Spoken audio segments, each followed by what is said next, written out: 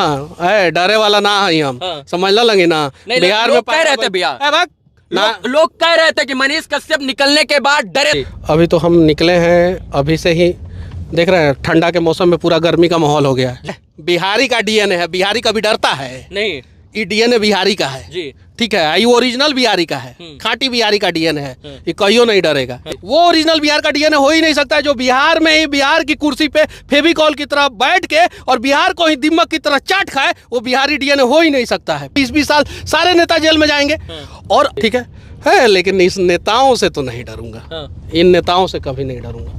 आपको नहीं लगता है कि आपको इतना दिन जेल में रहना और ये एनएसए जैसी धाराएं आपके ऊपर लग जाना, ये नेताओं की ही करतूत है? कहीं उनका भी हाथ हो सकता है? हाथ हो सकता है, उनका हाथ, पांव, टांग, आंख, नाक, मुंह, गर्दन, गला सब उन्हीं का है, तभी जाके मेरे ऊपर एनएसए लगा। दुख की घड़ी छटी है और उस किरण का, उस एक नए युग का उदय हुआ है, जिस किरण का इंतजार सब कोई कर रहा था। बिहार के 38 जिला के साथ साथ देश के तमाम लोग कर रहे थे। मनीष कश्यप जी आज जेल से निकलकर एक बार फिर से स्वतंत्र होकर देश की और बिहार की आवाज उठाने के लिए स्वतंत्र हो चुके हैं।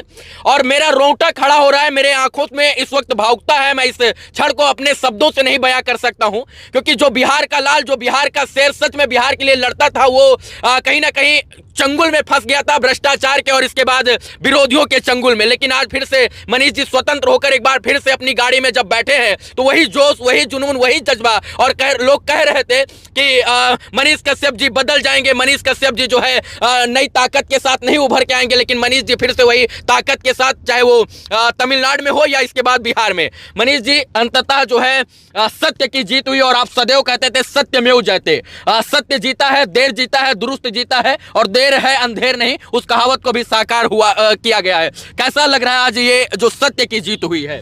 बस बिहार में मैं पैदा हुआ हूँ और बिहार में ही दशरथ माझी पैदा हुए थे, बिहार में ही वीर कुंवर सिंह, बिहार में ही गुरु गोविंद सिंह पैदा हुए थे, माँ सीता जो है बिहार में ही पैदा हुई थी। इन लोगों ने भी बहुत सारे अधर्मियों को देखा, इन लोगों के भी जीवन में बहुत सारा कष्ट आया, लेकिन फाइनली इतिहास का पन्ना बताता है इनके बारे में, इनकी कहानियाँ कि क्या है।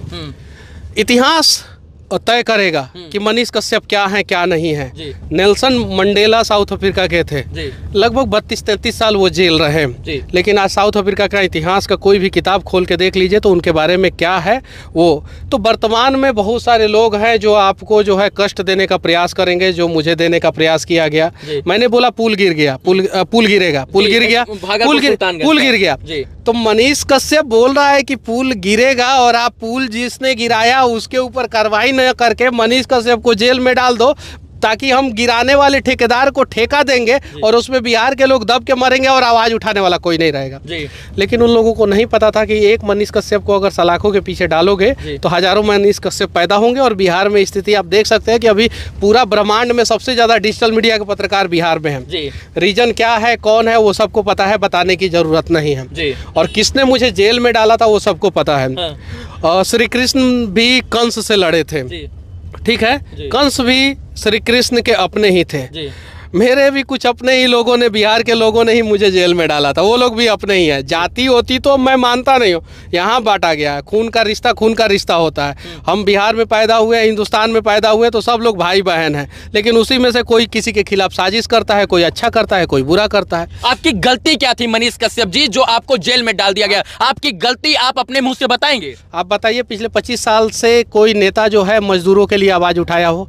जाइए गूगल सर्च मारिए और देखिए, कोई मीडिया में मजदूरों की स्थिति, दयनीय स्थिति को दिखाई जाती हो, गूगल सर्च मारिए, देख लीजिए। अब मजदूरों के ऊपर चर्चा होने लगा है, मजदूरों के ऊपर, पलायन के ऊपर हो रहा है चर्चा, हर चीज पे। मैं तो यही चाहता हूं कि पूरे देश में जितने भी मजदूर हैं, जितने भी उनका वहाँ की सरकारें, लोकल सरकारें, स्थानीय सरकारें, जैसे महाराष्ट्र के हों तो महाराष्ट्र की सरकार, बिहार के हों तो बिहार की सरकार, उनका 25 लाख रुपया का इंश्योरेंस करें।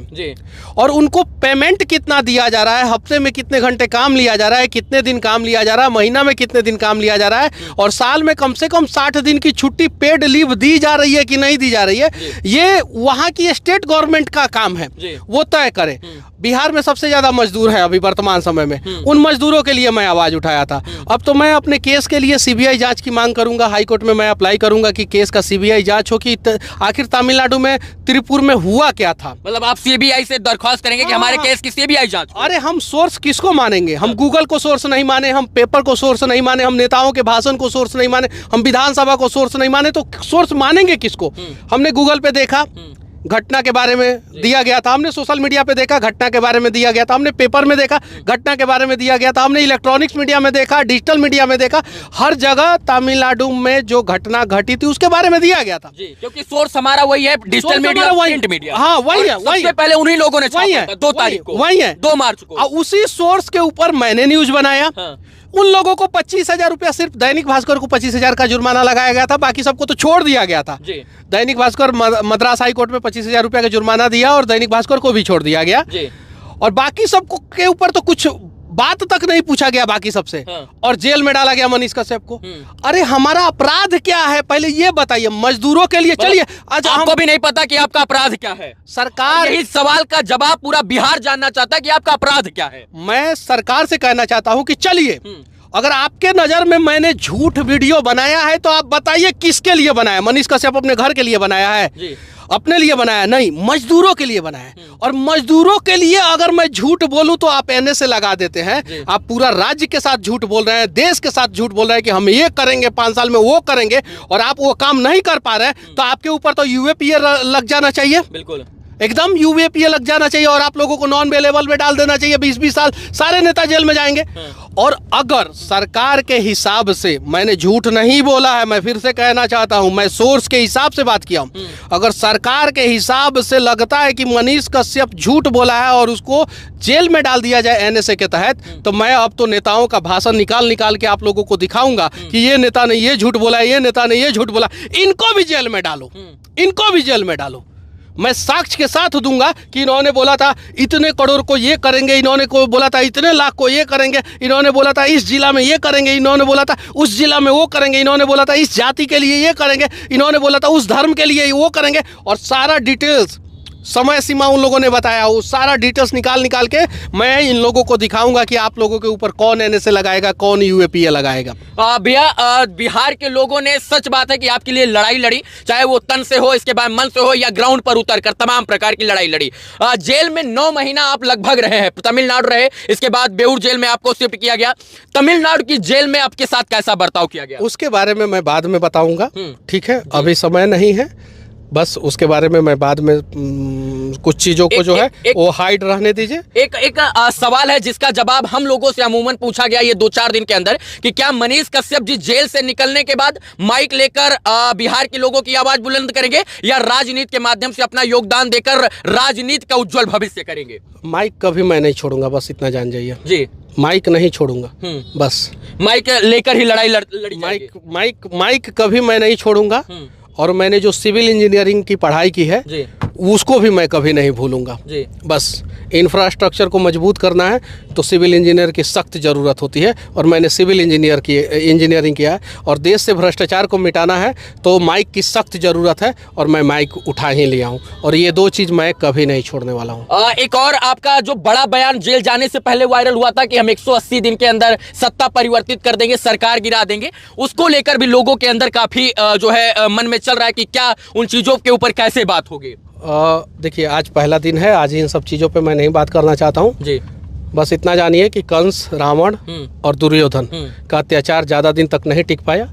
ये तीनों द्वापर, त्रेता और सतयुग, ठीक है, ये तीनों जो है उसमें ख़त्म हुए।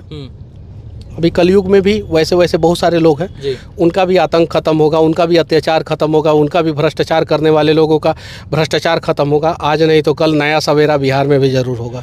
बिहार में फिर से जो है, पूरे देश में लोकसभा चुनाव होने वाला है, 2025 में बिहार में विधानसभा चुनाव होने वाला है। आप मजदूर की बात करें, ये बात जग जाहिर है कि आप मजदूरों की बात करने के लिए तमिलनाडु में गए थे, क्योंकि बिहार सबसे ज्यादा मजदूर सप्लाई वाला राज्य बन गया है। आप बिहार से बाहर जाकर मजदूरों की बात करें, क्या आपको लगता है कि इस चुनाव में मुख्य एजेंडा बिहार से जो है पलायन रोकना होगा, और इसके बाद जो है चुनाव में बड़ी बड़ी पार्टियां बिहार में इंडस्ट्रियल हब की बात करेंगे? आपको लगता है इन तमाम विषयों पर बात करेंगे? बिहार में इस बार चुनाव में मजदूर एक अहम मुद्दा होगा, और मजदूर के लिए सरकार को कुछ ना कुछ करना ही पड़ेगा, मजदूरों के आगे सरकार को झुकना ही पड़ेगा जी।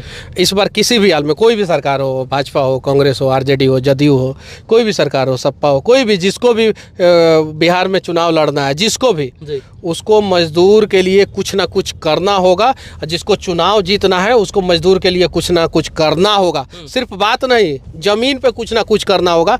और मजदूर जो है इस बार चुनाव में अहम मुद्दा रहेगा। एक और बात की तमिलनाडु, इसके बाद चेन्नई, हैदराबाद, दिल्ली, मुंबई, हरियाणा, मध्य प्रदेश में तमाम जगह पर इंडस्ट्रियल हब है भैया। बिहार में इंडस्ट्रियल डेवलपमेंट क्यों नहीं हो रहा है? हम लोग बाद में बात करेंगे, धीरे धीरे सारी चीजों पे बातचीत करेंगे जी। अभी तो हम निकले हैं, अभी से ही देख रहे हैं ठंडा के मौसम में पूरा गर्मी का माहौल हो गया है। देख लीजिए आप, टेम्परेचर बाहर जाके देखिए, बाहर टेम्परेचर बढ़ गया अभी जी। तो तापमान बढ़ेगा धीरे धीरे, टेम्परेचर विरोधियों के अंदर भी बढ़ गया है। हाँ, तो तापमान बढ़ेगा धीरे धीरे। और हाँ, डरे वाला ना है हम, समझ लगे ना। बिहार में कह रहे थे भैया, लोग कह रहे थे कि मनीष कश्यप निकलने के बाद डरे सहमे नजर आए। बिहारी का डीएनए है, बिहारी कभी डरता है नहीं, ये डीएनए बिहारी का है जी। ठीक है, ये ओरिजिनल बिहारी का है, खाटी बिहारी का डीएनए है, ये कहियो नहीं डरेगा। एक बात है, डीएनए पे बात करने वाले लोग आए ना, आए, हम बताते हैं कि डीएनए ओरिजिनल बिहार का क्या होता है। जो किसी के लिए भी अपना तन कटाने के लिए तैयार रहे, वो ओरिजिनल बिहार का डीएनए है। जो सीमा पे देश की सुरक्षा करे, वो ओरिजिनल बिहार का डीएनए है। वो ओरिजिनल बिहार का डीएनए हो ही नहीं सकता है जो बिहार में ही बिहार की कुर्सी पे फेविकॉल की तरह बैठ के और बिहार को ही दिमक की तरह चाट खाए, वो बिहारी डीएनए हो ही नहीं सकता है। और इस डीएनए को बदला जाएगा अब। तो लोग काम बदलना नहीं है, डीएनए को हम नहीं बदल सकते हैं। अब फॉल्टी डीएनए किसी का होगा तो उसको हम लोग क्या बदल सकते हैं? कुछ नहीं बदल सकते। बस हाँ, अच्छे लोग बिहार में आगे आए और जहां भी योगदान हो वो बिहार में योगदान करे, बस बात खत्म। आपका एक अंतिम सवाल, आप शुरू से अंत तक कहते थे मुझे इस देश की न्याय व्यवस्था, न्याय प्रणाली, कानून व्यवस्था और न्यायपालिका पर भरोसा है। आपको 9 महीना जेल से निकलने में लग गया, अभी भी भरोसा कायम है न्यायपालिका पर? क्यों नहीं कायम रहेगा? अगर न्यायपालिका सजा भी दे देगा तो भी भरोसा नहीं उठेगा मेरा न्यायपालिका के ऊपर से। और सारिका बहारिया जज है, मुझे उनके बारे में नहीं बोलना चाहिए, लेकिन मैं बोल रहा हूँ एक उनके बारे में बात। जब मैं तमिलनाडु से आया था तो उन्होंने कोर्ट में बोला था कि अब मनीष कश्यप को बेऊर भेजा जा रहा है जी। और तो फिर किसी ने विरोध किया तो उन्होंने बोला कि बेऊर भेजा जा रहा है, बेऊर मतलब बेऊर भेजा जा रहा है जी। उसके बाद से मेरे आंखों में आंसू था। हाँ, मैंने वो कोर्ट से निकलते हुए उस आंखों को बिहार के तमाम लोगों ने देखा। वो डर का आंसू नहीं था जी, वो न्यायपालिका पे भरोसा का आंसू था, उम्मीद का आंसू था। ऐसे हजारों नहीं लाखों सारिका बहारिया जैसे जज हैं जो सच देखते हैं जी, सच के हिसाब से फैसला लेते हैं जी। मैं धन्यवाद देना चाहता हूं ऐसे ऐसे लोगों को। मुझे मीडिया के सामने नहीं बोलना चाहिए, लेकिन उन्होंने सच देखा और उन्होंने मुझे बेऊर भेजा जी। अब एक जेल से छूट के मैं जेल में आया तब मेरे आंखों में आंसू था। अब सोचिए आगे जो होगा, जज जो भी फैसला दे, जो भी जिस कोर्ट में भी मेरा केस हो, जो भी फैसला दे, मैं जज के फैसला के ऊपर मैं सवाल नहीं उठाऊंगा, कभी भी नहीं उठाऊंगा, ठीक है। लेकिन इस नेताओं से तो नहीं डरूंगा, इन नेताओं से कभी नहीं डरूंगा। आपको नहीं लगता है कि आपको इतना दिन जेल में रहना और ये एनएसए जैसी धाराएं आपके ऊपर लग जाना, ये नेताओं की ही करतूत है? कहीं उनका भी हाथ हो सकता है? हाथ हो सकता है, उनका हाथ, पाँव, टांग, आंख, नाक, मुंह, गर्दन, गला सब उन्हीं का है। तभी जाके मेरे ऊपर एनएसए लगा। मेरे ऊपर कोर्ट ने एनएसए नहीं लगाया था, कोर्ट ने तो एनएसए हटा दिया। सच बात है कि एनएसए जो है मद्रास हाई कोर्ट की मदुरई बेंच ने मनीष कश्यप जी के ऊपर जो एनएसए लगा था उसको क्वैश कर दिया। क्वैशिंग का मतलब खत्म कर दिया। कोई ग्राउंड नहीं मिला एनएसए का, जिसकी वजह से राष्ट्रीय सुरक्षा कानून अधिनियम जो था वो मनीष कश्यप जी के ऊपर से मद्रास हाई कोर्ट की मदुरई बेंच ने हटा दिया था और बताया कि कोई ऐसा ग्राउंड एविडेंस ही नहीं है जिसके तहत, जिसको मद्देनजर रखते हुए मनीष जी के ऊपर एनएसए को स्टैंड किया जाए। और यही कारण है कि विगत 1 महीना पहले दीपावली के लगभग समथिंग जो है मनीष कश्यप जी के ऊपर से एनएसए जो है वो पूरी तरीके से खारिज कर दिया गया था। और इसके बाद उस वक्त कहा गया था कि सच में मनीष कश्यप जी ने कोई भी जो है राष्ट्रद्रोह का कार्य ही नहीं किया था, तो राष्ट्रद्रोह का मुकदमा क्यों? तमाम लोग हैं जो देश के विपरीत जाकर भी, देश को में लड़ाने का, दंगा फैलाने का, हिंदू मुस्लिम कराने का, हिंदू मुस्लिम को लड़ाने का के नाम पर जो है जातीय उन्माद फैलाते हैं, धार्मिक उन्माद फैलाते हैं, उनके ऊपर एनएसए नहीं लगता है। आप मजदूर की बात की, आपके ऊपर एनएसए लग गया। मैं जेल में था, मदुरई जेल में था मैं जी। टाइम्स ऑफ इंडिया में पढ़ता था, मैं बहुत सारा अखबार पढ़ता था, जितना भी इंग्लिश अखबार आता था, हिंदी तो आता नहीं था वहाँ पे, जितना भी इंग्लिश अखबार, the Hindu, times of India, Deccan Chronicle और भी बहुत सारा अखबार था, इंडियन एक्सप्रेस, ये सब पढ़ता था, तो बिहार का खबर देता था। उस बीच में बिहार में बहुत सारा दंगा हुआ, बेगूसराय में हुआ और भी बहुत सारे जगहों पे। उन लोगों के ऊपर NSA क्यों नहीं लगाया क्या, जो दंगा किया बिहार में? मेरे वीडियो की वजह से तो बिहार में कभी दंगा नहीं हुआ, मेरे ऊपर NSA लगा दिया गया। तो ये नेता जो है अपनी राजनीति रोटी सेकने के लिए ऐसा करते रहते हैं। और जो देखते हैं कि देखिए समस्या क्या है। एक और सवाल है इसमें कि आपके सारे सवालों का जवाब मैं बाद में दूंगा। एक अंतिम सवाल कि आप जब तक बिहार में थे भैया, तब तक कोई जो है आपके ऊपर एकदम नॉर्मल धारा थी, लेकिन जैसे ही आप तमिलनाडु पहुंचे सारा NSA वहीं से लगा, वो भी तमिलनाडु से। देखिए तमिलनाडु गवर्नमेंट को जो है मेरे से तो कोई मतलब ही नहीं था, मेरे बारे में तमिलनाडु गवर्नमेंट जानता भी नहीं था।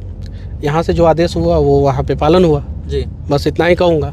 और बाकी सारे सवालों का जवाब मैं बाद में दूंगा। और मेरे ऊपर ये लोग केस करते रहे, कोई डर नहीं है मुझे, ठीक है। ये लोग मेरा कुछ नहीं उखाड़ सकते हैं, बस इतना ही जानता हूँ मैं, कुछ नहीं। और मेरा भाषा ऐसा ही रहेगा, ऐसा नहीं है कि मनीष कश्यप डर जाएगा, ये सब वो सब ऐसा वैसा। ये देश को नोच के खाने वाले लोगों के लिए हम लोग सभ्य भाषा का इस्तेमाल करें। अरे आई लोग असभ्य तरीके से जो है बिहार को लूटते रहे, और उसके लिए जो है अटल बिहारी वाजपेयी का मैं एक किताब पढ़ रहा था जी। उसमें लिखा हुआ था कि सरकार के तर्कस में अनेकों तीर होता है जो पत्रकारिता को कभी भी दबा सकता है। मेरे मैं जेल में वो किताब पढ़ा। और हरिशंकर परसाई एक राइटर हैं, उनका मैं किताब पढ़ रहा था, भीगता हुआ स्वतंत्रता और ठिठुरता हुआ गणतंत्र। जब वो किताब आप लोग पढ़िएगा तो उसमें एक्चुअल मायने पता चलेगा कि पत्रकारिता को कैसे दबाया जाता है, और आज़ादी का मकसद मतलब क्या है, और गणतंत्र का मतलब क्या है। तो मैं बोलूँगा जितने भी पत्रकारिता लोग कर रहे हैं, कभी समय मिले तो कुछ किताबें पढ़िए ऐसे ऐसे महापुरुषों का। अटल बिहारी वाजपेयी तो प्रधानमंत्री थे, और प्रधानमंत्री बनने के बाद जो है उन्होंने किताब लिखा कि वो जब पत्रकारिता कर रहे थे पंचजन में, और एक और राष्ट्र धर्म शायद से उन 2 पेपर था उस समय, जब आज़ाद भारत हुआ था उस समय करते थे, तो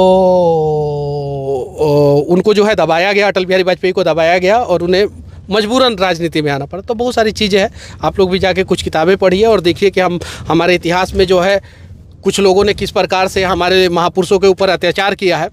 शायद आज भी वही काम हो रहा है। चलिए, मनीष जी थे, जेल से निकलने के बाद ये हम लोग इंटरव्यू शूट कर रहे थे। उस 10 महीने की बातों को इस 10 मिनट के वीडियो में, 20 मिनट के वीडियो में हम लोग नहीं बता सकते हैं, लेकिन इतना ध्यान रखिए मित्रों कि जो लोग कह रहे थे कि मनीष कश्यप जी डर गए हैं, सहम गए हैं, आंख खोलिए और आंख के ऊपर से ऐनक हटा कर देखिए, मनीष कश्यप जी उसी फितरत, उसी जोश, उसी जुनून, उसी जज्बे के साथ आज भी बिहार की इन सड़कों पर जब निकले हैं तो बिहार की सड़कें बोल रही है कि हमें मनीष कश्यप की जरूरत है। और इसलिए जरूरत है क्योंकि अगर सच में किसी ने बिहार के लिए लड़ाई लड़ी और बिहार में लड़ाई लड़ने का आगाज किया पत्रकारिता के माध्यम से, तो वो मनीष कश्यप थे। और इनको देख देख कर हम जैसे तमाम युवा जो है माइक लेकर जब रोड पर उतरे तो कहीं ना कहीं इस बात का संकेत दिए कि हम लोग लड़ाई लड़ने के लिए आए हैं। आज मनीष कश्यप जी एक बार फिर से बिहार के लोगों के बीच में, बिहार के जनता के बीच में जाति पात धर्म मजहब भेदभाव से ऊपर उठकर आज फिर से लड़ाई लड़ने का काम शुरू करेंगे। और जेल से निकलकर इस वक्त जो है दशरथ मांझी के यहाँ जा रहे हैं, जो माउंटेन मैन जिनको कहा जाता है। अपनी मां से मिलने से पहले दशरथ मांझी जी के यहाँ जा रहे हैं। और ये जो जज्बा है इसको सलाम है, क्योंकि जिस प्रकार से 9 महीना कोई जेल में रहे, 9 दिन कोई जेल में रह जाता है तो उसका हौसला जुनून सब कुछ टूट जाता है। लेकिन जिस प्रकार से मनीष कश्यप जी 9 महीना 10 महीना बाद भी जेल से निकलने के बाद उसी हौसले के साथ आगे बढ़ रहे हैं, ये बताता है, ये दर्शाता है कि बिहार में एक नए युग की क्रांति की शुरुआत है। और उस क्रांति का नाम मनीष कश्यप हो सकता है, क्योंकि जिस जज्बे के साथ ये आगे बढ़ रहे हैं। और आज जिस प्रकार से मैंने बेऊर जेल के सामने लाखों लोगों की भीड़ देखी, हजारों लोगों की भीड़ देखी, उस बात को मैं दावे के साथ कह सकता हूं कि बिहार में एक नए युग की शुरुआत हो चुकी है। और आज की सुबह की पहली किरण जो थी वो ऐतिहासिक किरण थी, और ये ऐतिहासिक किरण इतिहास के पन्नों में जरूर दर्ज होगी। ये ऐतिहासिक मर्तबा था जब किसी पत्रकार के लिए इतनी लोग जो है जेल के बाहर खड़े होकर 2 दिनों से इंतजार कर रहे थे, और अंततः सबके इंतजार की घड़ियों का जो अंत था वो उसका अंत हुआ। बाकी मनीष जी थे, हम लोग इस तमाम विषयों पर बात कर रहे थे। उम्मीद है कि ये वीडियो आपको अच्छा लगा होगा, और इनके 9 महीने का संघर्ष था वो हम इस शब्दों में नहीं बयां कर सकते। आप लोग तमाम लोग इन लोगों का सहयोग कर रहे थे। बहुत बहुत धन्यवाद इस वीडियो को देखने के लिए मित्रों। जय हिंद।